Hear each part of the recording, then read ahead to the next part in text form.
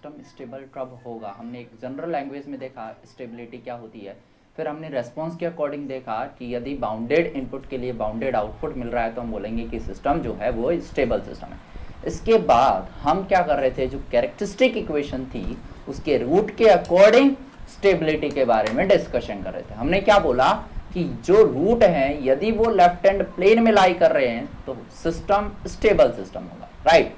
इसी तरह से यदि मान लीजिए root RHP right hand plane में लाई कर रहे थे, एस प्लेन का जो राइट हैंड प्लेन है उसमें लाई कर रहे थे, तो सिस्टम अनस्टेबल सिस्टम कहलाएगा। इसके बाद हमने एक कंडीशन और देखी थी रूट के लिए, वो थी मार्जिनली स्टेबल। मतलब यदि सिंगल पोल एट ओरिजिन आ रहा है या multiple pole at single pole at origin है या जो कॉन्जुगेट पोल है वो इमेजिनरी एक्सिस पर है, एक लोकेशन पर एक ही पेयर होना चाहिए, तो हम बोलेंगे कि सिस्टम जो था वो मार्जिनली स्टेबल सिस्टम था। यदि ओरिजिन पर मल्टीपल पोल आ जाते हैं या जो जियोमेगा एक्सिस थी उस पर मल्टीपल पोल आ जाते हैं एक ही लोकेशन पर, तो भी सिस्टम अनस्टेबल सिस्टम कहलाता था। इसके बाद में हमने फर्स्ट ऑर्डर सिस्टम के लिए देखा कि क्या क्या कंडीशंस थी। अब जो स्टेबिलिटी थी इसको चेक करने के लिए यदि हम कैरेक्टरिस्टिक इक्वेशन से स्टेबिलिटी निकालना चाहते हैं तो हमने दो तरह की कंडीशन पढ़ी थी। एक हमने पढ़ी थी नेसेसरी कंडीशन, दूसरी हम पढ़ रहे थे सफिशिएंट कंडीशन। नेसेसरी कंडीशन क्या होती थी कि जो कैरेक्टरिस्टिक इक्वेशन आपको दी हुई है उस कैरेक्टरिस्टिक इक्वेशन के जो भी कोफिशिएंट हैं that should be positive, right. सारे के सारे जो कोफिशिएंट है वो पॉजिटिव होना चाहिए। सेकंड कंडीशन क्या थी कि कोई भी कोफिशिएंट मिस नहीं होना चाहिए। इट मींस यदि मान लीजिए s की पावर 3 से कोई इक्वेशन स्टार्ट हो रही है तो उसमें s की पावर 3 का भी कोफिशिएंट होना चाहिए, s की पावर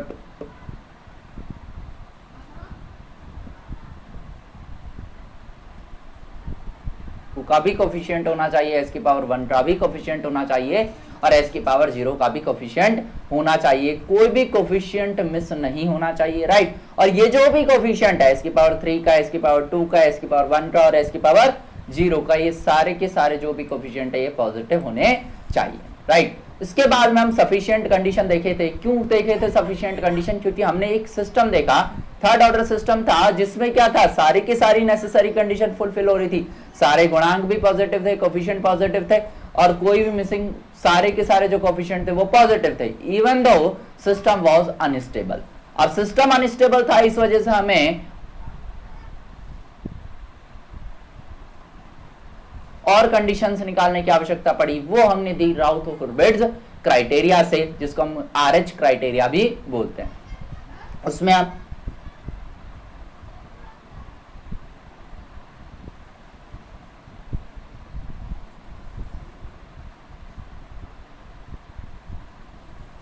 ने एक सफिशिएंट कंडीशन निकाली। तो सफिशिएंट कंडीशन हम किस तरह से निकालते थे, वहां हम एक आरएच टेबल बनाते थे और इस आरएच टेबल में हम ये देखते थे कि जो फर्स्ट कॉलम के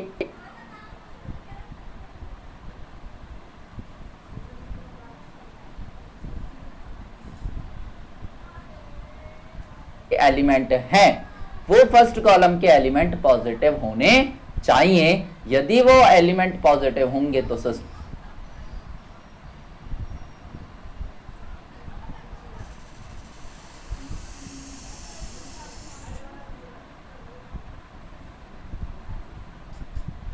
स्टेबल सिस्टम होगा। अब मान लीजिए कोई एक एलिमेंट नेगेटिव हो जाता है,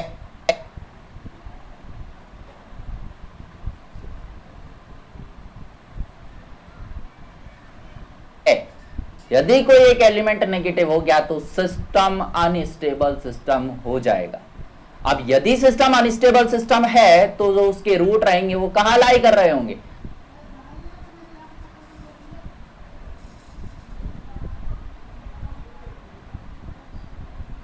आरएचपी में लाई करेंगे। तो अब ये बताता है कि भाई आरएचपी में यदि रूट लाई कर रहे हैं तो कितने रूट आरएचपी में लाई कर रहे हैं। एक क्वेश्चन पूछा जाता है कि एक सिस्टम दे देगा वो हमें, वो पूछ लेगा कि सिस्टम स्टेबल है या अनस्टेबल है, राइट।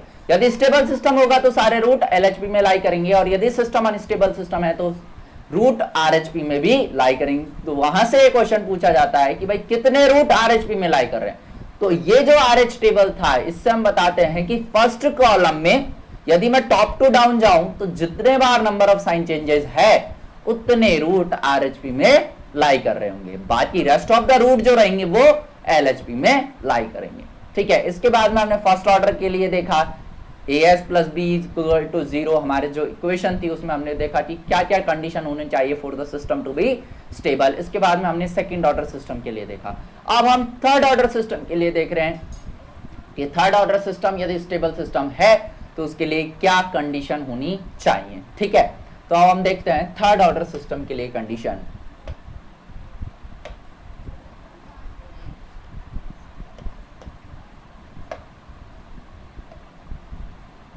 हमारे पास इक्वेशन है as cube plus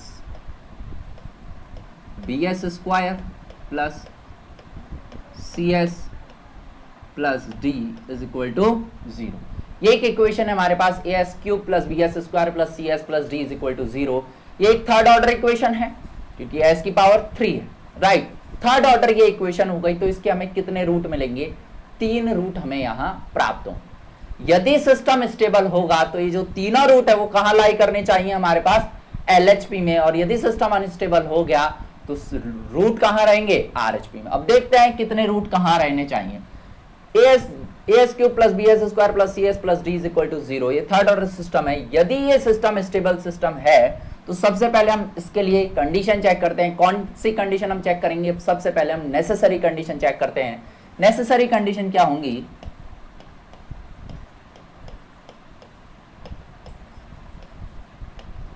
necessary condition में पहला कि जो कोफिशिएंट हैं, जो भी कोफिशिएंट है दैट शुड बी पॉजिटिव। यहां यदि मैं बात करूं s की पावर 3 इसका कोफिशिएंट हो गया a, s की पावर 2 इसका कोफिशिएंट हो गया b, s की पावर 1 इसका कोफिशिएंट हो गया c, s की पावर 0 इसका कोफिशिएंट हो गया d, that should be greater than 0, that should be greater than 0। बात आई समझ में? ये थी पहली नेसेसरी कंडीशन कि यदि सिस्टम को स्टेबल होना है तो ये चीजें ग्रेटर देन 0 होनी चाहिए। दूसरी कंडीशन क्या थी कि कोई भी कोफिशिएंट मिस नहीं होना चाहिए। It means a b c d should not B 0, इसकी वैल्यू 0 नहीं होना चाहिए, कोई भी कोफिशिएंट 0 नहीं होना चाहिए। क्यों? यदि वो कोफिशिएंट 0 हो गया तो वो टर्म वहां से लैप्स हो जाएगी और मिसिंग टर्म्स प्रेजेंट हो जाएंगी, तो कोई भी मिसिंग टर्म नहीं होनी चाहिए। तो ये तो बात हुई नेसेसरी कंडीशन की। अब हम चेक करते हैं सफिशिएंट कंडीशन क्या होंगी।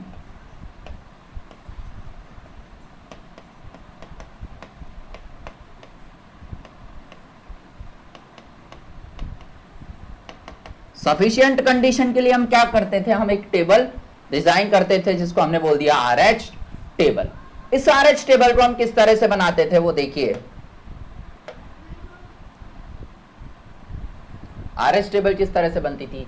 RH टेबल में हम क्या करते थे? सबसे पहले फर्स्ट कॉलम में, ये जो कॉलम था यहां हम s की पावर्स को लिखते थे। s की पावर n, यहां s की पावर n कितना हो जाएगा? s की पावर 3। फिर s की power n minus 1 that is s की पावर 2, s की पावर n माइनस 2, s की पावर हो गया 1, फिर हो गया s की पावर 0, राइट। ये हमने क्या किया? यहां s की पावर्स को लिख लिया। अब हम क्या करते हैं? s की पावर 3 के आगे, s की पावर 3 के आगे s की पावर 3 का कोफिशिएंट लिखते हैं। s की पावर 3 का कोफिशिएंट क्या हो गया? a, right. s की पावर 2, s की पावर 2 का कोफिशिएंट क्या हो गया? b, that is b। इससे आगे इस रो को हम किस तरह से कंप्लीट करेंगे? इसके बाद a के बाद में हम क्या लिखेंगे? जो s की पावर 1 है उसका कोफिशिएंट, s की पावर 1 का कोफिशिएंट कितना रहेगा? c। ये हो गया s की पावर 1 का कोफिशिएंट c। इसके बाद यहां हम लिखेंगे s की पावर 0 का कोफिशिएंट, ये हो गया d। और कोई टर्म यहां प्रेजेंट नहीं है, हमने इसको एज इट इज यहां छोड़ दिया। यहां हम s की पावर 0 का कोफिशिएंट लिखेंगे। s की पावर 0 का कोफिशिएंट क्या हो गया? d। बात आई समझ में? ये तो अभी हमने ये जो गिवन इक्वेशन थी इससे हमने इस RH टेबल को बनाया। अब देखिए for the system to be stable जो फर्स्ट कॉलम एलिमेंट है वो पॉजिटिव होने चाहिए। तो फर्स्ट कॉलम में देखो ए बी है, ये टर्म यहां प्रेजेंट नहीं है, तो इस टर्म को अब हम किस तरह से लिखें? तो हमने कल इस टर्म के बारे में देखा था, suppose this term is x, suppose, तो x की वैल्यू यदि मुझे निकालनी है तो x की वैल्यू हम किस तरह से निकालते थे? x is equal to, x के लिए हम क्या करें, ये जो b है इसको c से मल्टीप्लाई कर देते हैं, b इंटू सी माइनस ये जो a था इसको हम d से मल्टीप्लाई कर देते हैं, a into D divide by this b, right. तो यह आ गया B C minus A D upon B, X is equal to B C minus A D upon B, right. ये तो आ गया फर्स्ट कॉलम का एलिमेंट, राइट। अब आपको ये कॉलम भी यदि फिल करना है तो आप वैल्यूज पुट करके वैल्यू निकाल सकते हो, दैट विल बी 0, ठीक है। मुझे केवल फर्स्ट कॉलम एलिमेंट के बारे में डिस्कशन करना था, तो मैंने क्या किया, पहले फर्स्ट कॉलम के सारे एलिमेंट्स कैलकुलेट कर लिए। रेस्ट ऑफ द एलिमेंट्स आप कैलकुलेट कर भी सकते हैं, जरूरत है तो हम कर सकते हैं, अदरवाइज यदि हमारा कंडीशंस फुलफिल हो जाती है तो हमें उनको कैलकुलेट करने की आवश्यकता नहीं पड़ेगी। तो हमने क्या किया, फर्स्ट कॉलम एलिमेंट्स को कैलकुलेट कर लिया, राइट। अब क्या बोलता है, for the system to be stable system, for the system to be stable, for the system to be stable system, यदि सिस्टम स्टेबल सिस्टम होगा तो ये जो फर्स्ट कॉलम एलिमेंट है that should be positive. It means A, ये हो गया first column element ए, ये बी, ये डी, और ये हो गया B C minus A D upon B. इसका मीनिंग क्या हो गया, ये जो एलिमेंट है A B, B C minus A D upon B और डी ग्रेटर देन 0। बात आ रही समझ में? ये जो एलिमेंट है ये पॉजिटिव होने चाहिए। अब देखिए, हमने नेसेसरी कंडीशन से क्या पता किया कि ए बी और D greater than 0, A B D greater than 0। Sufficient condition से भी हमें यही पता लगता है। एक एडिशनल टर्म यहां और आ जाती है, वो एडिशनल टर्म क्या है, B C minus A D upon B, that should be greater than 0, ठीक है। ये कंडीशन तो हमें नेसेसरी कंडीशन से पता लग जाएंगी, लेकिन ये जो एडिशनल कंडीशन है ये कहां से आई है, इस सफिशिएंट कंडीशन से। तो सफिशिएंट कंडीशन से हम देखें कि B C minus A D जो है, B C minus A D upon B should be greater than 0, ठीक है। B C minus A D upon minus A D, B into 0 should be greater than 0। तो ये condition आई, additional condition आई, जो कि नेसेसरी कंडीशंस में हमने फॉलो नहीं की थी। ये आई सफिशिएंट कंडीशन से कि भाई यदि सिस्टम को स्टेबल होना है तो ये कंडीशन तो फुलफिल होनी ही होनी चाहिए, A B C D should be greater than 0, A B C D should not be equal to 0। एक एडिशनल कंडीशन और है कि जो बीसी माइनस एडी है वो ग्रेटर देन 0 होना चाहिए। यदि BC minus A D greater than 0 हो गया तो ये जो एलिमेंट रहेंगे सब पॉजिटिव हो जाएंगे, और यदि ये सब पॉजिटिव हो जाएंगे तो जो रूट रहेंगे ये सिस्टम क्या हो जाएगा, स्टेबल हो जाएगा। और यदि ये सिस्टम स्टेबल हो गया तो जो रूट रहेंगे वो कहां लाई करेंगे, LHP के अंदर। यदि रूट LHP के अंदर हैं, कितने रूट रहेंगे इस इक्वेशन के, थर्ड ऑर्डर सिस्टम है तो 3 रूट जो रहेंगे वो कहां लाई करेंगे, 3 रूट्स लाई इन LHP। बात आई समझ में कि यदि BC minus AD greater than 0 हो जाता है तो वहां से हम बोलेंगे कि जो रूट है वो कहां लाई कर रहे होंगे, LHP के अंदर लाई कर रहे होंगे। बात आई समझ में? ये तो चीज हुई कि for the system to be stable. अब मान लीजिए सपोज इफ यदि BC minus AD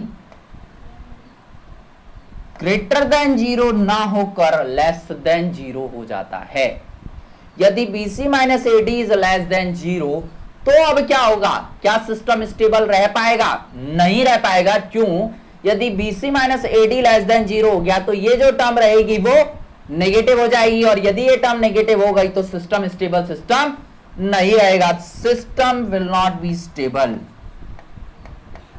system will not be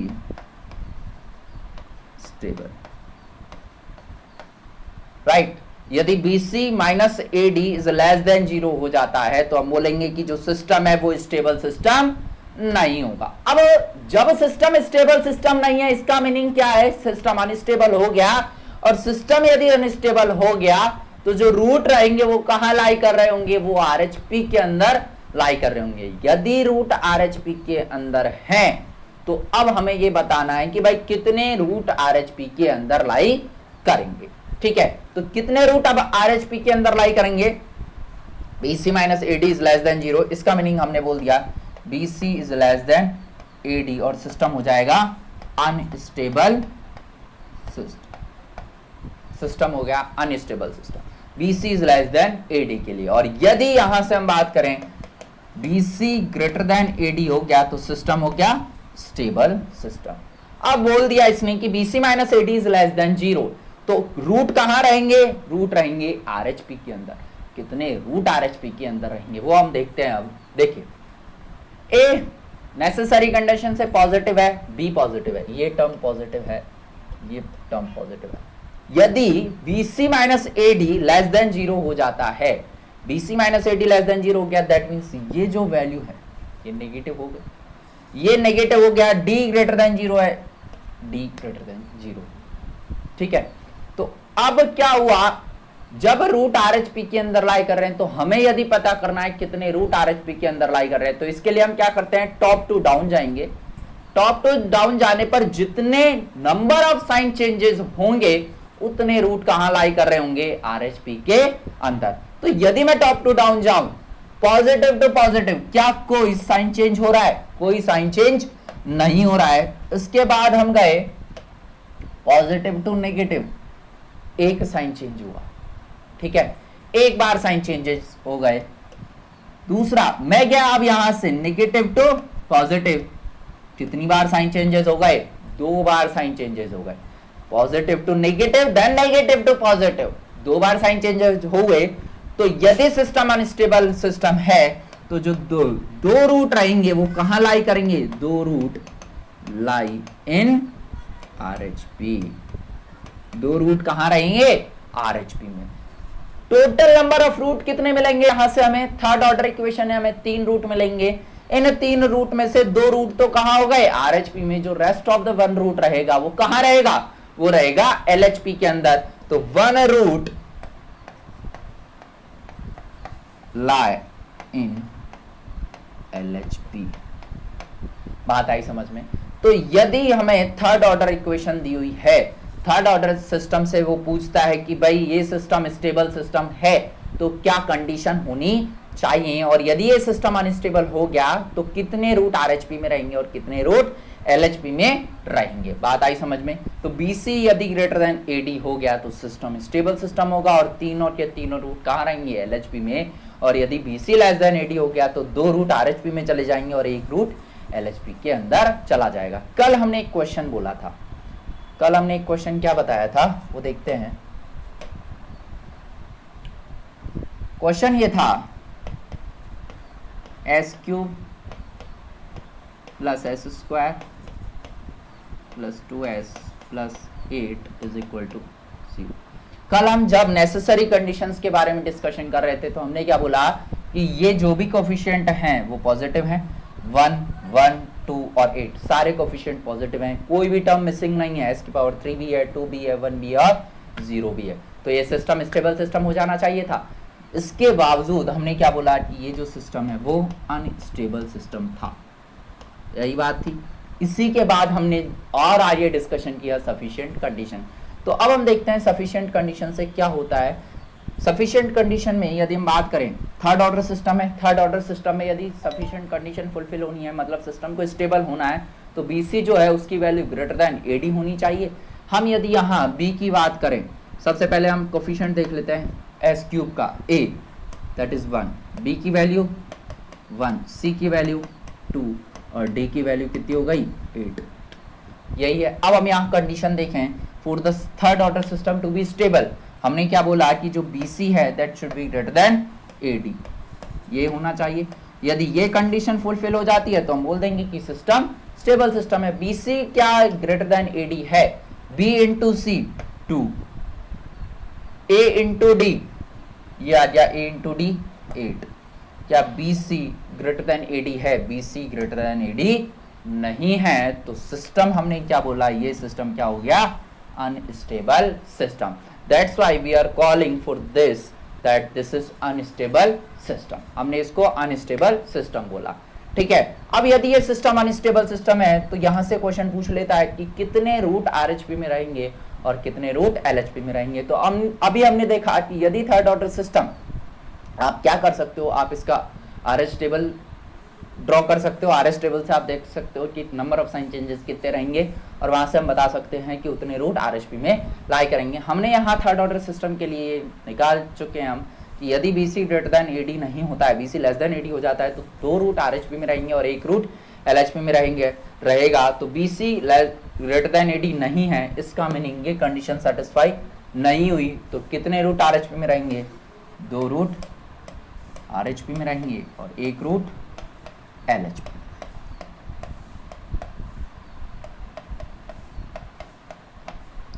बात आई समझ में?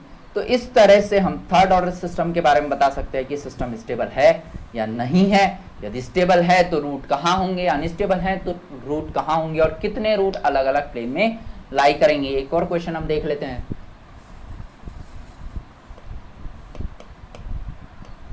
SQ plus 3S square plus 2S plus 1 is equal to 0। उसने इसकी स्टेबिलिटी के बारे में पूछा है, या मैं ये बोलूं उसने पूछा है हाउ मेनी रूट्स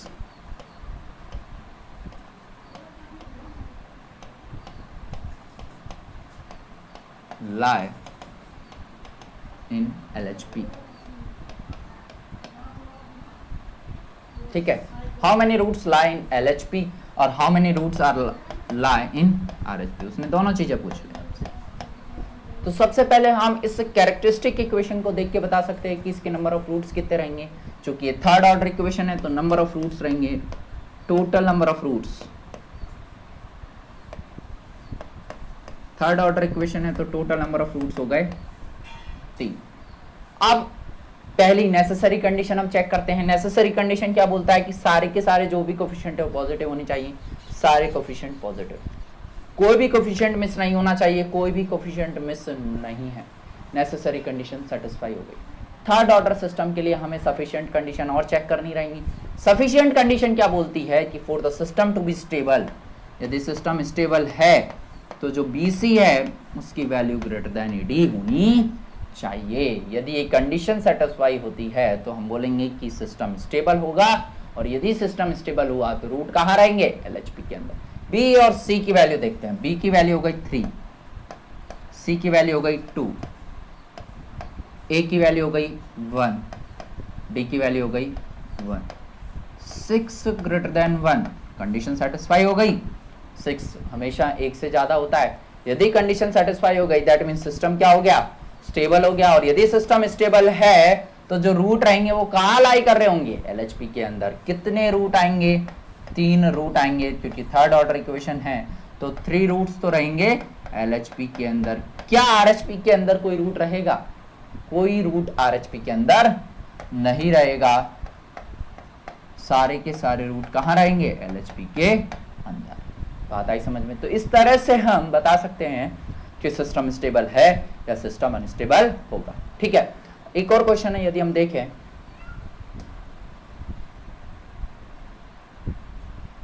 एक और क्वेश्चन देखते हैं।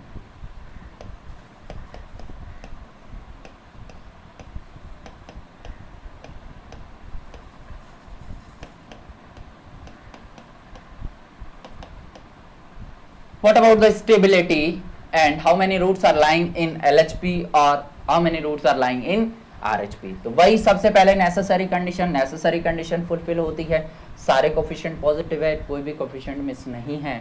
अब हम सफिशिएंट कंडीशन के लिए बात कर लेते हैं, क्योंकि ये थर्ड ऑर्डर इक्वेशन है। थर्ड ऑर्डर इक्वेशन के लिए टोटल नंबर ऑफ रूट कितने रहेंगे, टोटल नंबर ऑफ रूट ये आ जाएंगे, थर्ड ऑर्डर इक्वेशन है, टोटल नंबर ऑफ रूट रहेंगे 3। ठीक है, अब थर्ड ऑर्डर इक्वेशन है तो यहाँ स्टेबिलिटी के लिए कंडीशन क्या थी, जो BC है उसकी वैल्यू ग्रेटर देन AD होनी चाहिए। ठीक है, B की वैल्यू देखते हैं हम 4, C की वैल्यू कितनी हो गई 1 ग्रेटर देन, A की वैल्यू हो गई 2, D की वैल्यू हो गई 5, 4 greater then 10, this is not possible. 4 की वैल्यू 10 से ज्यादा नहीं हो सकती। यदि 4 ग्रेटर देन AD नहीं, BC ग्रेटर देन AD नहीं है तो सिस्टम क्या हो गया, अनस्टेबल सिस्टम। अब यदि सिस्टम अनस्टेबल सिस्टम है तो कितने रूट LHP में रहेंगे और कितने रूट RHP में रहेंगे, बात आती है अब ये। तो हमें पता है कि थर्ड ऑर्डर इक्वेशन है, या तो आप क्या करो RH टेबल बना लीजिए, RH टेबल से हम बता सकते हैं जितने नंबर ऑफ साइन चेंजेस हो रहे हैं उतने रूट RHP में रहेंगे, बाकी रेस्ट ऑफ द रूट कहाँ रहेंगे, LHP के अंदर। या फिर हमने देख लिया कि थर्ड ऑर्डर इक्वेशन यदि है, सिस्टम अनस्टेबल है, तो जो 2 रूट है 2 बार ही साइन चेंजेस होंगे, 2 रूट LHP के अंदर रहेंगे और 1 रूट RHP के अंदर रहेगा। तो for the system to be unstable, यदि सिस्टम अनस्टेबल है तो 2 रूट कहाँ रहेंगे, RHP के अंदर, और 1 रूट कहाँ रहेगा, LHP के अंदर। बात आ रही है समझ में? ठीक है, तो इस तरह से क्वेश्चंस पूछे जाते हैं। या तो आपसे कंडीशन पूछ लेगा कि फॉर व्हाट कंडीशन, किस कंडीशन के लिए सिस्टम स्टेबल रहेगा, या पूछ लेगा कि यदि सिस्टम स्टेबल है तो रूट कहाँ रहेंगे, यदि सिस्टम अनस्टेबल हो गया तो रूट कहाँ रहेंगे। ठीक है, इस तरह से क्वेश्चन पूछे जाते हैं। एक क्वेश्चन और यदि हम करें,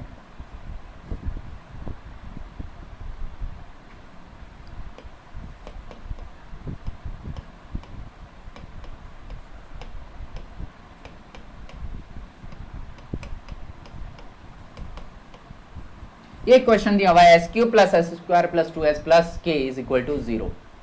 इसने बोला है for the system to be stable, ये एक थर्ड ऑर्डर सिस्टम है। ठीक है, for the system to be stable,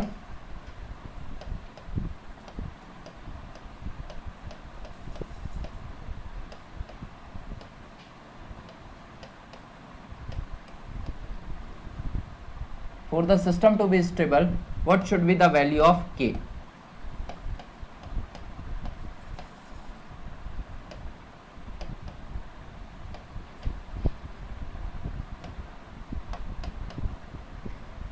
K की किस वैल्यू के लिए सिस्टम स्टेबल सिस्टम होगा?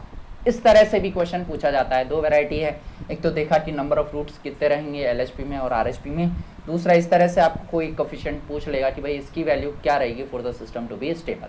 तो सबसे पहले हम नेसेसरी कंडीशन चेक करते हैं। नेसेसरी कंडीशन क्या बोलती है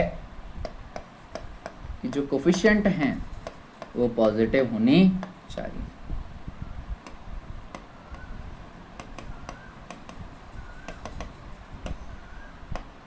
देखिए, S³ का कोफिशिएंट पॉजिटिव है, S2 का कोफिशिएंट पॉजिटिव है, S1 का कोफिशिएंट पॉजिटिव है। ये जो कांस्टेंट है इसकी पावर 0 जो है इसका कोफिशिएंट पॉजिटिव होना चाहिए। इट मींस K की वैल्यू ग्रेटर देन 0 होनी चाहिए। ये तो आई पहली नेसेसरी कंडीशन से। दूसरा क्या है, कोई भी कोफिशिएंट मिस नहीं होना चाहिए। ये भी प्रेजेंट है, ये भी प्रेजेंट है, ये भी प्रेजेंट है। S की पावर जो 0 है, यदि मान लो K 0 हो गया तो ये जो कोफिशिएंट है वो मिस हो जाएगा, तो K की वैल्यू जो है वो नॉट इक्वल टू 0 होनी चाहिए। 0 नहीं होना चाहिए और 0 से ज्यादा ही होना चाहिए वैल्यू। यहां से हमें पता चली नेसेसरी कंडीशन। अब चूंकि एक थर्ड ऑर्डर सिस्टम है, इस थर्ड ऑर्डर सिस्टम के लिए हमें और कंडीशंस भी चेक करनी पड़ेंगी। वो हम कहां से चेक करेंगे, RH टेबल से, या सफिशिएंट कंडीशन हम चेक करेंगे। तो सबसे पहले हम क्या करें, सफिशिएंट कंडीशन देख लेते हैं। हमें पता है कि जो थर्ड ऑर्डर सिस्टम है उसके लिए सफिशिएंट कंडीशन क्या आई थी,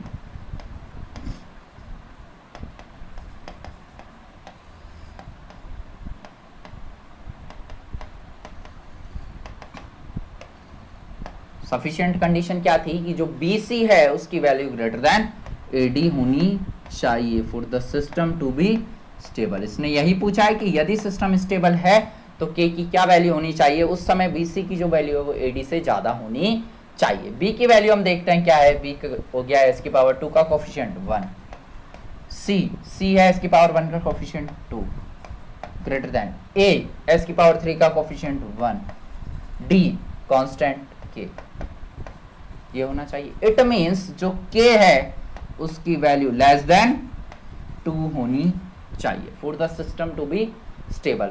मीनिंग क्या हुआ, यदि हम नेसेसरी कंडीशन और सफिशिएंट कंडीशन दोनों को मर्ज करके देखें तो क्या हुआ कि यदि k की वैल्यू 0 से ज्यादा होनी चाहिए, यहाँ तो ये बोलता है नेसेसरी कंडीशन की भाई k जो है उसकी वैल्यू 0 से ज्यादा होनी चाहिए। सफिशिएंट कंडीशन क्या बोलती है कि k की जो वैल्यू है वो 2 से कम होनी चाहिए। तो ओवरऑल हम क्या बोल सकते हैं कि जो k है for the system stable, for the system stability,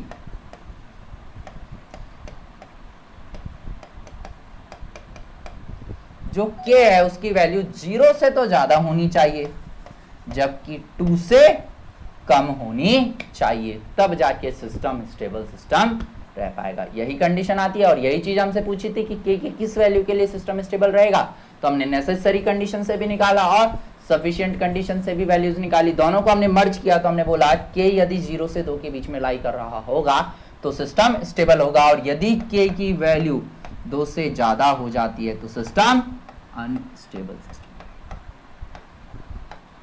ये हो गया unstable system if k is greater than 2। बात आई समझ में? ये तो डिस्कशन हुआ फॉर थर्ड ऑर्डर सिस्टम। अब हम बात करते हैं फॉर फोर्थ ऑर्डर सिस्टम के लिए। अब हम फोर्थ ऑर्डर सिस्टम के लिए देखते हैं कि नेसेसरी कंडीशन क्या होंगी, सफिशिएंट कंडीशन क्या होंगी। तो फोर्थ ऑर्डर सिस्टम के लिए यदि हम जनरल इक्वेशन लिखें, ये हो गई as⁴ plus bs³ plus cs² plus d into s plus e is equal to 0। ये एक फोर्थ ऑर्डर इक्वेशन है। अब इस फोर्थ ऑर्डर इक्वेशन के लिए यदि सिस्टम, इसके रूट्स मिलेंगे, अब पूछा है उसने सिस्टम स्टेबल होगा तो क्या कंडीशन होनी चाहिए। तो सबसे पहले हम नेसेसरी कंडीशन देख लेते हैं। नेसेसरी कंडीशन क्या है? नेसेसरी कंडीशन क्या बोलता है कि कोई भी कोफिशिएंट नेगेटिव नहीं होना चाहिए, सारे कोफिशिएंट पॉजिटिव होने चाहिए। कोफिशिएंट क्या रहेंगे? s⁴ का हो गया a b c d और e, ये कोफिशिएंट पॉजिटिव होने चाहिए, right. a b c d e greater than 0। दूसरी नेसेसरी कंडीशन क्या होती है? कोई भी टर्म मिसिंग नहीं होना चाहिए, कोई भी टर्म मिस नहीं होना चाहिए। It means a b c d और e should not be equal to 0। क्यों? यदि ये 0 हो गया तो वही टर्म यहां से मिस हो जाएगा, तो ये टर्म 0 नहीं होनी चाहिए। ये तो बात हुई नेसेसरी कंडीशन की। अब हम बात करें सफिशिएंट कंडीशन कि सफिशिएंट कंडीशन किस तरह से आएंगे। सफिशिएंट कंडीशन, सफिशिएंट कंडीशन किस तरह से निकालेंगे? हम क्या करेंगे, एक RH टेबल जनरेट करेंगे और आज RH टेबल हम देखिए अब किस तरह से जनरेट कर रहे हैं। सबसे पहले हमने लिखा s⁴, s⁴ से स्टार्ट हो रही है characteristic equation s⁴, then s⁴, s⁴, s⁴ और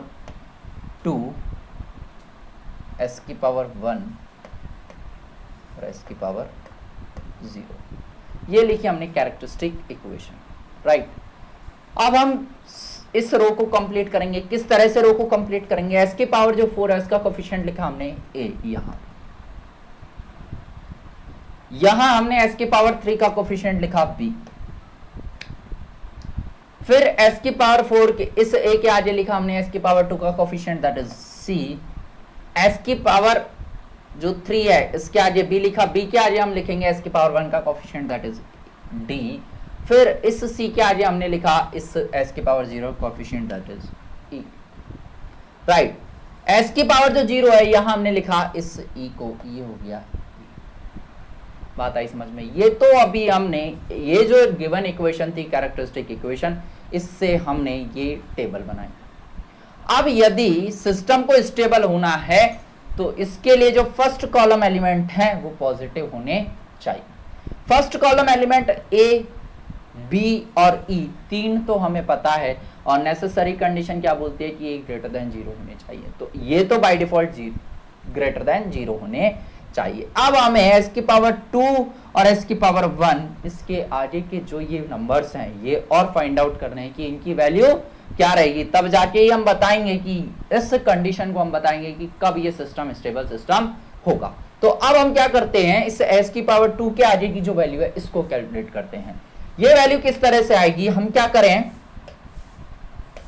b को c से मल्टीप्लाई कर देते हैं, एक माइनस a को d से मल्टीप्लाई किया divide by this b, meaning क्या हो गया, bc minus ad divide by bc minus ad divide by b। बात आई समझ में? ठीक, इसी तरह से इसके आगे ये जो वैल्यू है इसको किस तरह से कैलकुलेट करें, b को हम e से मल्टीप्लाई कर देते हैं, इस a को हम यहां जो वैल्यू होगी उससे मल्टीप्लाई कर देते हैं डिवाइड बाय b। यहां क्या वैल्यू है, यहां कोई वैल्यू नहीं है, that means this value is 0। बात आई समझ में? यदि कोई भी डेटा नहीं दिया हुआ हम उसको 0 अज्यूम कर लेंगे। तो ये वैल्यू हो गई b into E minus a into 0 divide by this b। तो यहां से इसकी वैल्यू आ गई e के बराबर, B E upon B that is e। बात आई समझ में? तो ये वैल्यू आ गई e।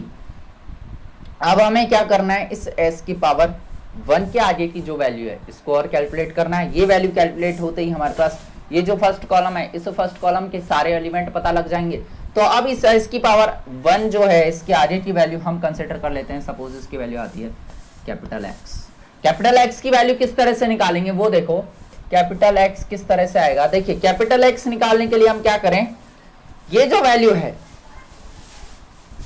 इसको हम इससे मल्टीप्लाई कर देते हैं d से, इस b को हम यहां जो वैल्यू आई इससे मल्टीप्लाई कर देते हैं divide by bc minus ad upon b। मतलब x जो होगा ये हो गया bc minus ad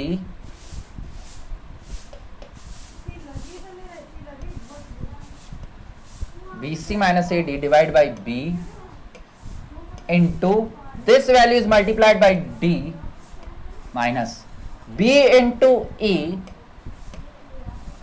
divided by this value bc minus ad divided by b। बात आई समझ में?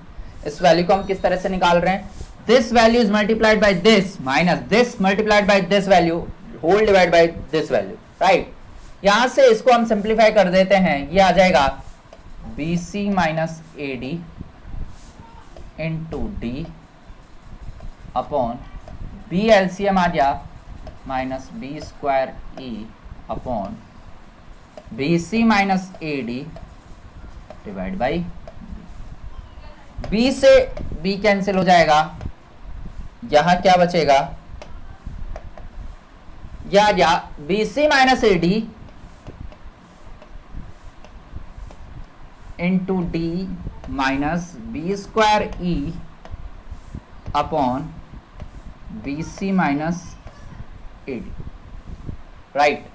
इसको हम क्या करें, bc माइनस ad को हम अलग अलग डिवाइड कर देते हैं, bc minus ad into D upon bc minus ad minus B square E upon bc minus ad। इस bc माइनस ad से bc माइनस ad कैंसिल हो जाएगा, यहां क्या बच जाएगा, ये बचा d minus B square E upon bc minus ad। बात आई समझ में? किस तरह से हमने इस x की वैल्यू को निकाला, d minus B square E upon bc minus ad। तो यहां से x आ जाएगा d minus B square E upon bc minus ad।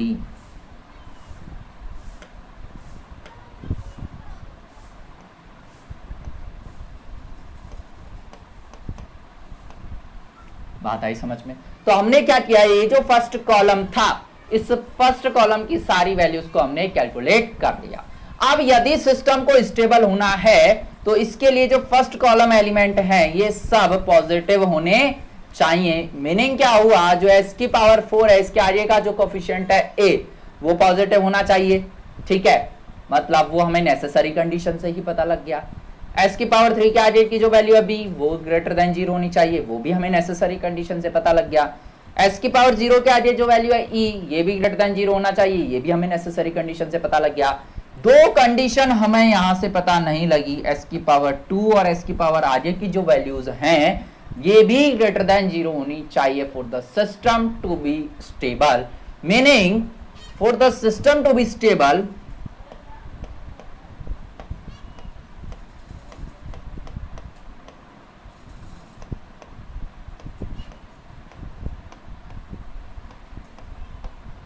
for the system to be stable, BC minus AD पहली कंडीशन, S की power जो 2 है इसके आगे की value BC minus AD upon B greater than 0 ये होनी चाहिए। इसको यदि मैं सिंप्लीफाई करूं तो यहां से आ गया BC minus AD greater than 0 और BC इज ग्रेटर देन 0। यदि B इंटू सी की वैल्यू A इंटू डी से ज्यादा है तो हम बोलेंगे कि सिस्टम स्टेबल सिस्टम होगा। बात आई समझ में? ये वही कंडीशन है जो हमने अभी थर्ड ऑर्डर सिस्टम के लिए देखी। वहां भी हमने BC ग्रेटर देन AD देखा, यहां से भी हमें एक कंडीशन पता लगी, BC जो वैल्यू है वो AD से ज्यादा होनी चाहिए।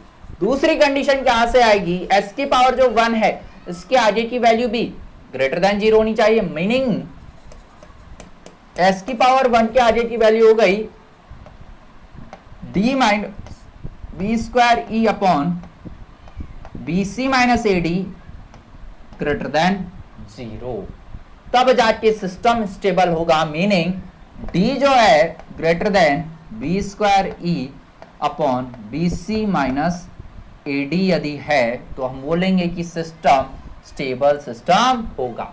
ठीक है, तो बात क्या हुई, यदि necessary condition ABCDE greater than 0 हो जाता है, ABCDE नॉट इक्वल टू 0 हो जाता है, इसके बाद सफिशिएंट कंडीशन आई BC ग्रेटर देन AD आ जाता है और D greater than B square E upon BC minus AD आ जाता है। यदि ये सारी कंडीशन फुलफिल हो जाती है तो हम बोलेंगे कि सिस्टम जो है वो स्टेबल सिस्टम, राइट। और यदि सिस्टम स्टेबल सिस्टम हुआ तो जो रूट रहेंगे वो कहां लाई करेंगे, वो रूट रहेंगे LHP के अंदर, रूट लाई इन LHP। अब बात आती है कितने रूट LHP में रहेंगे, तो ये जो कैरेक्टरिस्टिक इक्वेशन है इसके जितने रूट होंगे सारे के सारे रूट कहां रहेंगे, LHP में। ये कितने ऑर्डर की इक्वेशन थी, ये फोर्थ ऑर्डर की इक्वेशन है, तो इस फोर्थ ऑर्डर की इक्वेशन के लिए रूट कितने रहने वाले हैं, 4। तो यहां से हम बोलेंगे कि जो 4 रूट है वो कहां रहेंगे, 4 रूट इन LHP, 4 रूट LHP के अंदर रहेंगे। बात आई समझ में कि यदि फोर्थ ऑर्डर का सिस्टम दिया हुआ है और यदि हमें बताना है फोर्थ ऑर्डर का सिस्टम स्टेबल होगा तो उसके लिए necessary condition ABCDE greater than 0। ठीक है, उसके बाद में सफिशिएंट कंडीशन से BC ग्रेटर देन AD और D greater than B square E upon BC minus AD होना चाहिए, राइट। इसके बाद में हम यदि देखें, मान लो कि यदि जो पहली चीज है ये तो हुआ for the system to be stable, इसको मैं केस नंबर 1 नाम दे देता हूं, suppose this is case number 1। अब हम बात कर लेते हैं केस नंबर 2।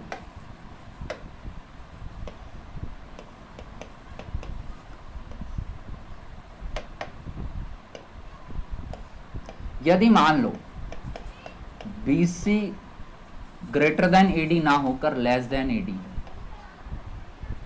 यहां से BC ग्रेटर देन AD होना चाहिए for the system to be stable.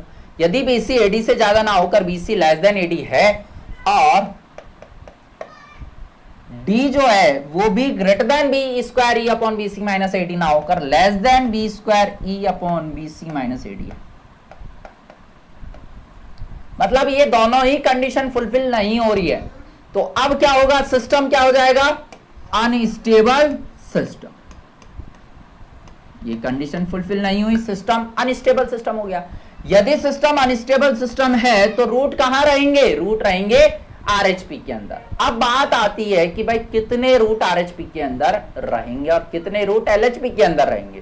तो हमने क्या बोला कि यदि आपको रूट पता करना है कि कितने रूट RHP के अंदर है तो हम क्या करें, जो हमारे पास ये सफिशिएंट कंडीशन या राउथ हैरे टेबल आई थी, इसमें हम फर्स्ट कॉलम में गए टॉप टू डाउन।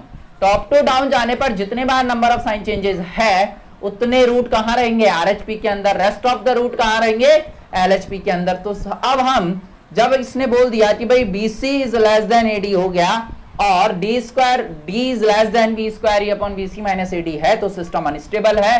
अब हम बताएंगे कि कितने रूट आरएचपी में रहेंगे और कितने रूट एलएचपी के अंदर रहेंगे। तो अब हम देखते हैं नंबर ऑफ साइन चेंजेस कितने हैं, राइट। S की पावर 4 जो है A, इसकी वैल्यू हो गई पॉजिटिव, ये तो पॉजिटिव रहने वाला है, नेसेसरी कंडीशन फुलफिल होगी। B, ये भी नेसेसरी कंडीशन फुलफिल हो गई, ये भी पॉजिटिव है। E, ये भी पॉजिटिव है, नेसेसरी कंडीशन फुलफिल हो जाती है। अब इसने क्या बोला, यदि सिस्टम को स्टेबल चाहिए तो BC AD से ज्यादा होना चाहिए, लेकिन अभी BC AD से कम है। यदि ये कम है, ये ज्यादा है, मतलब यहां जो वैल्यू मिलेगी वो कौन सी मिली, नेगेटिव वैल्यू मिलेगी। और D जो है वो भी B square upon BC minus AD से कम है, तो ये जो वैल्यू मिलेगी ये भी नेगेटिव वैल्यू मिली, ये भी नेगेटिव वैल्यू मिली। तो ये पॉजिटिव, फिर दो नेगेटिव और फिर पॉजिटिव। हम देखते हैं कि टॉप टू डाउन जाने पर कितनी बार नंबर ऑफ साइन चेंजेस हो रहे हैं। तो यदि मैं पॉजिटिव टू पॉजिटिव गया तो क्या कोई साइन चेंजेस है, कोई साइन चेंजेस नहीं।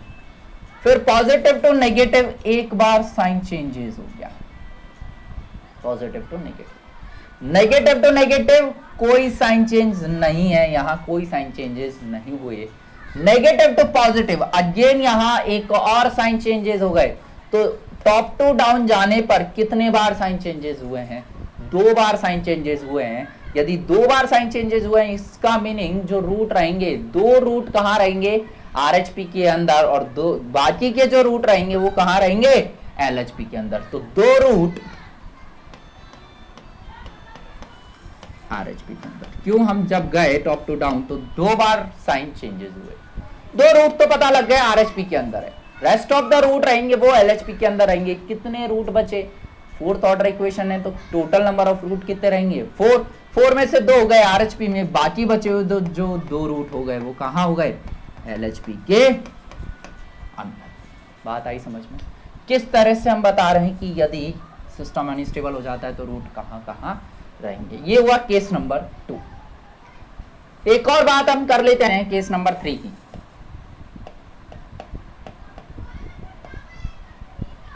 मान लीजिए जो BC है वो तो AD से ज्यादा हो गया, BC की जो वैल्यू है वो AD से ज्यादा हो गई, लेकिन जो D है उसकी value less than B square E upon BC minus AD हो गया, राइट। BC तो AD से ज्यादा हो गया, लेकिन D less than B square upon BC minus AD हो गया। तो क्या सिस्टम स्टेबल रह पाएगा, नहीं रह पाएगा। तो अब भी सिस्टम क्या हो गया, अनस्टेबल सिस्टम। बात आई समझ में। अब यदि ये सिस्टम है तो रूट कहां रहेंगे, रूट आरएचपी के अंदर रहेंगे। कितने रूट आरएचपी में रहेंगे और कितने रूट एलएचपी में रहेंगे, ये अब हम बात कर लेते हैं। टोटल नंबर ऑफ रूट कितने आएंगे इस इक्वेशन के, 4 टोटल नंबर ऑफ रूट आएंगे। तो अब हम निकालते हैं कि कितने रूट एलएचपी में और कितने रूट आरएचपी में होंगे। तो देखो भाई, हम क्या करते हैं, सफिशिएंट जो कंडीशन थी उसमें राउथ हैरे जो टेबल थी उसमें टॉप टू डाउन जाते हैं। टॉप टू डाउन जाने पर देखते हैं कितने बार नंबर ऑफ साइन चेंजेस हुए हैं, उतने नंबर ऑफ रूट कहां रहेंगे, आरएचपी में रहेंगे। तो देखो ए बी ये तो पॉजिटिव है ही, इनको मैं यहां लिख रहा हूं, ये भी पॉजिटिव। हमने क्या बोला, बीसी जो है वो एडी से ज्यादा है। यदि बीसी एडी से ज्यादा हो गया तो ये value positive, this value is also positive, right. D की जो वैल्यू है वो B square upon BC minus AD से कम है। यदि ये वैल्यू कम हो गई, डी वैल्यू यदि इससे कम हो गई तो यहां क्वांटिटी नेगेटिव मिलेगा, ये हो गया नेगेटिव। और ये तो वैल्यू पॉजिटिव है, ये हो गया पॉजिटिव। अब हम देख लेते हैं नंबर ऑफ साइन चेंजेस कितने हैं। ये क्यों पॉजिटिव हुआ, क्योंकि बीसी की वैल्यू हमने एडी से ज्यादा ली, इस वजह से that's why this quantity is becoming positive. पहले वाले केस में क्या था, बीसी लेस देन एडी था तो हमने क्या बोला, ये नेगेटिव हो गया। अब बीसी ग्रेटर देन एडी है तो ये हो गया पॉजिटिव। ये quantity D less than B square upon BC minus AD है तो ये क्वांटिटी नेगेटिव। साइन चेंजेस देख लेते हैं, यहां से यहां जाने पर कोई साइन चेंज नहीं, यहां से यहां भी कोई साइन चेंज नहीं, यहां से यहां जाने पर एक बार साइन चेंजेस हुआ और यहां से यहां जाने पर दूसरी बार साइन चेंजेस हो गए। तो इस राउथ एरे टेबल में टॉप टू बॉटम जब मैं गया फर्स्ट कॉलम के अंदर तो कितने बार साइन चेंजेस हुए, 2 बार साइन चेंजेस हुए। यदि 2 बार साइन चेंजेस होंगे तो आरएचपी में कितने रूट रहेंगे, 2 रूट रहेंगे आरएचपी में। रेस्ट ऑफ द रूट जो रहेंगे वो कहां रहेंगे, एलएचपी के अंदर। कितने रूट एलएचपी में रहे, 2 रूट एलएचपी के अंदर। बात आई समझ में? ठीक, एक और केस अब हम देख लेते हैं, केस नंबर 4।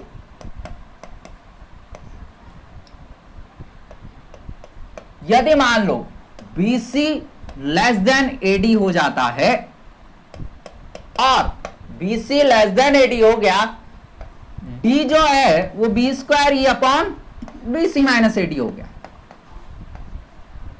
मतलब ये कंडीशन तो BC जो है वो लेस देन AD हो गया और D greater then B square E upon BC minus AD हो गया।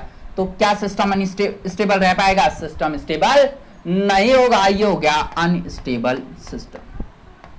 अब यदि सिस्टम अनस्टेबल सिस्टम है तो रूट कहां होंगे, आरएचपी में और एलएचपी में। तो कितने रूट आरएचपी में रहेंगे और कितने रूट एलएचपी में रहेंगे वो अब हम बात कर लेते हैं। वो हम किस तरह से बताएंगे, वही राउथ एरे जो थी उसमें फर्स्ट कॉलम में देखेंगे, टॉप टू डाउन जाएंगे, साइन चेंजेस देखेंगे और वहां से हम बता देंगे कि कितने रूट एलएचपी में रहेंगे, कितने रूट आरएचपी में रहेंगे।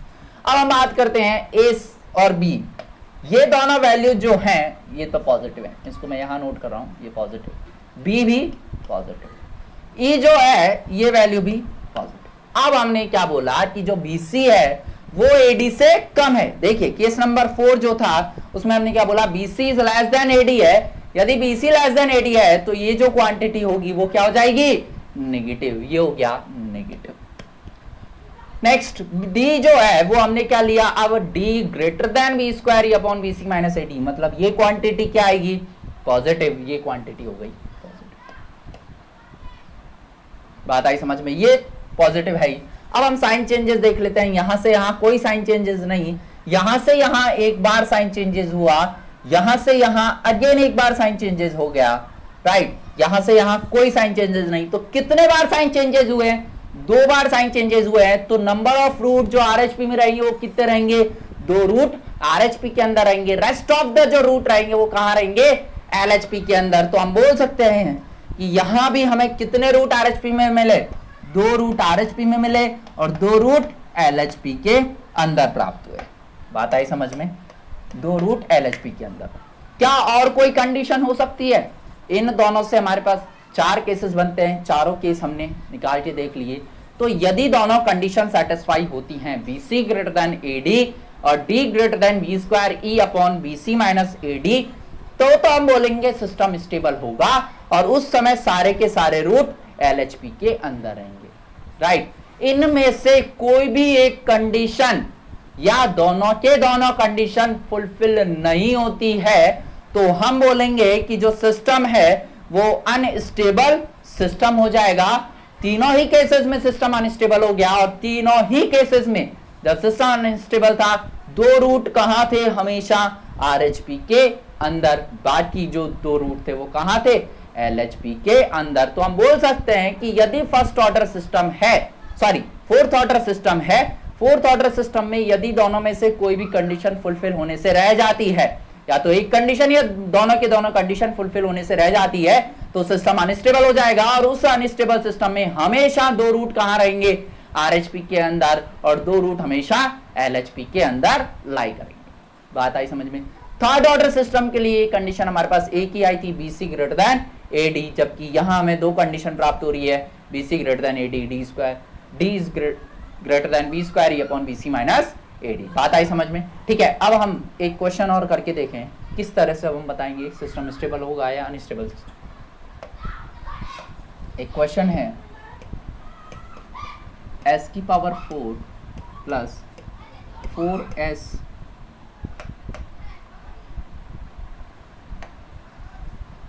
4s cube plus s square plus 5s plus 6 equal to 0।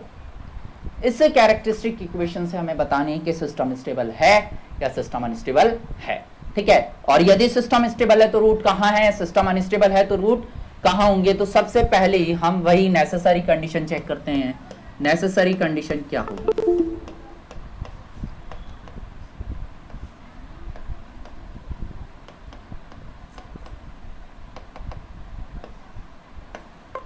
Necessary condition पहला, जो ये कोफिशिएंट है ये पॉजिटिव होने चाहिए, s की पावर 4 का कोफिशिएंट पॉजिटिव, ये भी पॉजिटिव पॉजिटिव पॉजिटिव पॉजिटिव। पहली नेसेसरी कंडीशन फुलफिल हो गई, फर्स्ट कंडीशन सेटिस्फाइड। सेकंड, कोई भी कोफिशिएंट मिस नहीं होना चाहिए। s की पावर 4 से यदि ये इक्वेशन स्टार्ट हो रही है तो s की पावर 4 भी है, 3 भी है, 2 भी है, 1 भी और 0 भी है, कोई भी कोफिशिएंट मिस नहीं है, तो हम बोलेंगे कि पहली दोनों कंडीशन सेटिस्फाई हो रही, नेसेसरी कंडीशन। अब हम बात करते हैं सफिशिएंट कंडीशन की। फोर्थ ऑर्डर सिस्टम है तो फोर्थ ऑर्डर सिस्टम की स्टेबिलिटी के लिए हम दो सफिशिएंट कंडीशन पढ़ते हैं। वो क्या होती हैं वो देखिए, अभी अभी हमने देखा,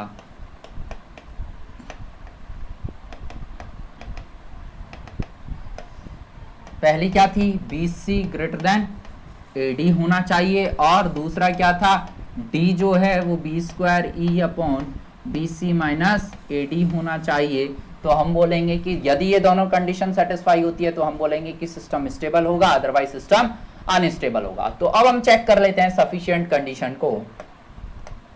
B इंटू सी, B हो गया s की पावर, ये s की पावर 4 का कोफिशिएंट A, 3 का कोफिशिएंट B, 2 का कोफिशिएंट C, 1 का कोफिशिएंट D और 0 का कोफिशिएंट E हो जाएगा। B into C, 4 into 1 that is 4 greater than A into D, A हो गया 1, D हो गया 5, 4 ग्रेटर देन 5। क्या कभी 4 ग्रेटर देन 5 होता है? 4 ग्रेटर देन 5 नहीं होता है। तो हम बोल सकते हैं कि पहली कंडीशन सेटिस्फाई नहीं हुई, तो अब सिस्टम क्या हो गया, अनस्टेबल सिस्टम। क्या अब हमें दूसरी कंडीशन चेक करने की आवश्यकता पड़ेगी? हमें दूसरी कंडीशन चेक करने की आवश्यकता नहीं पड़ेगी। हमने पहली कंडीशन से ही बता दिया कि सिस्टम अनस्टेबल सिस्टम है, और यदि सिस्टम अनस्टेबल सिस्टम है, फोर्थ ऑर्डर सिस्टम यदि अनस्टेबल सिस्टम हो गया, तो अभी हमने देखे 3 केसेस थे जिनमें सिस्टम अनस्टेबल होता था। तीनों ही केसेस में जो दो रूट थे वो कहां लाई करते हैं, RHP के अंदर। रेस्ट ऑफ द दो रूट थे वो कहां लाई करते हैं, LHP के अंदर। तो दो रूट तो रहेंगे RHP में और दो रूट रहेंगे LHP के अंदर।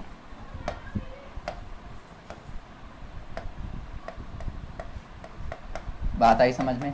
हमें ये जो दूसरी कंडीशन है D greater then B² E upon BC minus AD, इसको चेक करने की आवश्यकता नहीं है, क्योंकि हम बोल देंगे कि जब पहली कंडीशन ही सेटिस्फाई नहीं होती सिस्टम अनस्टेबल हो गया। दो रूट RHP, दो रूट LHP। बात आई समझ में? एक और क्वेश्चन हम करके देखें। अभी क्वेश्चन है s की power 4 plus 3s square plus 2s, sorry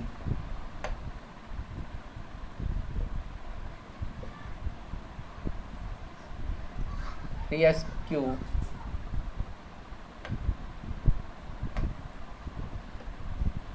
to S square plus 5s plus 10 is equal to 0। System stable है या अनस्टेबल सिस्टम है? फोर्थ ऑर्डर इक्वेशन है। नेसेसरी कंडीशन देख लेते हैं। सारे कोफिशिएंट पॉजिटिव हैं, कोई भी कोफिशिएंट मिस नहीं है, नेसेसरी कंडीशन सेटिस्फाई हो गई। अब हम बात कर लेते हैं सफिशिएंट कंडीशन की। फोर्थ ऑर्डर सिस्टम के लिए हमने दो सफिशिएंट कंडीशन पढ़ी, BC greater than AD, D is greater than B² upon BC minus AD। तो पहली सफिशिएंट कंडीशन क्या है, BC greater than AD। B की वैल्यू, B क्या होगा, s की पावर 3 का कोफिशिएंट 3, C क्या होगा, s की पावर 2 का कोफिशिएंट 2 ग्रेटर देन, A हो गया s की पावर 4 का कोफिशिएंट, D हो गया s की पावर 1 का कोफिशिएंट 5। यह आ गया 6 ग्रेटर देन 5। 6 बिल्कुल 5 से ज़्यादा होता है, तो हमने बोल दिया कि BC ग्रेटर देन AD, ये तो सेटिस्फाई हो गया। दूसरी कंडीशन और हम देख लेते हैं। दूसरी कंडीशन क्या थी हमारे पास, D greater then B² E upon BC minus AD। इसको और हम चेक कर लेते हैं। तो D की वैल्यू क्या आई, s की पावर 1 का कोफिशिएंट 5 ग्रेटर देन, B आ गया 3 का स्क्वायर इंटू E आ गया 10, B इंटू सी ये आ गया 6 माइनस A इंटू डी आ गया 5. 5 इज ग्रेटर देन ये आ गया 9 into 10 that is 90 upon 1. 5 greater than 90 which is not possible. यदि ये पॉसिबल नहीं हुआ तो सिस्टम अनस्टेबल सिस्टम है. बात आई समझ में. और यदि सिस्टम अनस्टेबल सिस्टम हुआ, हमने देखा यदि fourth order system unstable system है तो दो रूट कहाँ रहेंगे, दो रूट तो रहेंगे आरएचपी में, बाकी दो रूट रहेंगे वो रहेंगे एलएचपी के अंदर. बात आई समझ में. पहले वाले केस में क्या था, बीसी ग्रेटर देन एडी, यही वाली कंडीशन सेटिस्फाई नहीं हुई तो हमने बाय डिफॉल्ट यहीं से बोल दिया सिस्टम अनस्टेबल. लेकिन यहां क्या हुआ, ये कंडीशन सेटिस्फाई हुई, इसके बाद फिर हम दूसरे को फॉलो करेंगे. पहली तो सेटिस्फाई होती है या नहीं होती है. यदि दूसरी, यहां हमने देखा कि दूसरी कंडीशन सेटिस्फाई नहीं हुई तो हमने बोल दिया सिस्टम अनस्टेबल सिस्टम है. बात आई समझ में. और यदि सिस्टम अनस्टेबल सिस्टम है तो दो रूट एलएचपी में और दो रूट आरएचपी के अंदर हो जाएंगे. बात आई समझ में. नेक्स्ट एक और क्वेश्चन अब हम चेक करते हैं किस तरह से पूछा जाता है.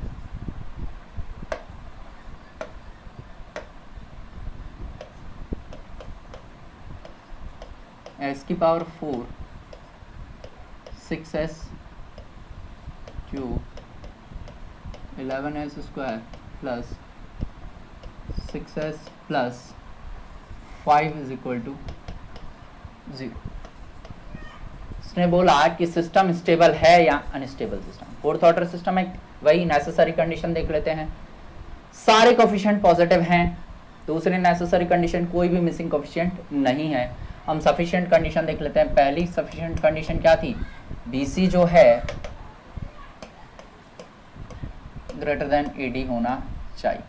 डी इंटू सी 6 इंटू 11 ग्रेटर देन ए हो गया 1 इंटू डी हो गया 6. 66 इज ग्रेटर देन 6. पहली कंडीशन सेटिस्फाई हो गई, B C greater than AD. अब हम दूसरी कंडीशन देख लेते हैं. दूसरी कंडीशन क्या होती है, D greater than B square E upon B C minus A D. ये और कंडीशन हम देख लेते हैं. ये क्या आएगी, डी हो गया 6 के बराबर greater than B square that is 6 square into E की वैल्यू हो गई 5 upon B into C 66 minus A into D 6. Right. यह आ गया 6 greater than 36 into 5 divide by, यहां बचा 60. इसको सिंप्लीफाई कर लेते हैं हम. यह आएगा 6 ग्रेटर देन 3. 6 ग्रेटर देन 3 बिल्कुल सही बात है. ये भी होता है, ये भी होता है. मतलब दोनों जो सफिशिएंट कंडीशन थी फोर्थ ऑर्डर सिस्टम के लिए वो दोनों सेटिस्फाई होती है. यदि दोनों कंडीशन सेटिस्फाई होती है तो हम बोलेंगे कि जो सिस्टम है वो स्टेबल सिस्टम है. और यदि सिस्टम स्टेबल है तो अब रूट कहाँ होंगे, रूट रहेंगे एलएचपी के अंदर. कितने रूट आएंगे इस सिस्टम के, फोर्थ ऑर्डर है 4 रूट आएंगे. तो 4 रूट कहाँ रहेंगे, 4 रूट रहेंगे एलएचपी के अंदर. क्या कोई रूट अब आरएचपी के अंदर रहेगा, जब सिस्टम स्टेबल है तो हमें पता है कोई रूट आरएचपी के अंदर नहीं रहेगा. 0 रूट इन आरएचपी. तो इस तरह से हमसे कंडीशन पूछ लेता है कि भाई ये आपको क्या करेगा, कोई एक वैल्यू दे देगा के. भाई सिस्टम स्टेबल है तो के की वैल्यू क्या होगी, ठीक है. या दूसरे तरह से पूछ सकता है कि सिस्टम स्टेबल है या अनस्टेबल है, कैरेक्टरिस्टिक इक्वेशन दे देगा, पूछ लेगा सिस्टम यदि स्टेबल है तो कितने रूट एलएचपी में रहेंगे, सिस्टम यदि अनस्टेबल हो जाता है तो कितने रूट आरएचपी में और कितने रूट एलएचपी में है. इस तरह से हमसे यहाँ से सफिशिएंट कंडीशन से क्वेश्चन पूछा जाता है. ठीक है. आज की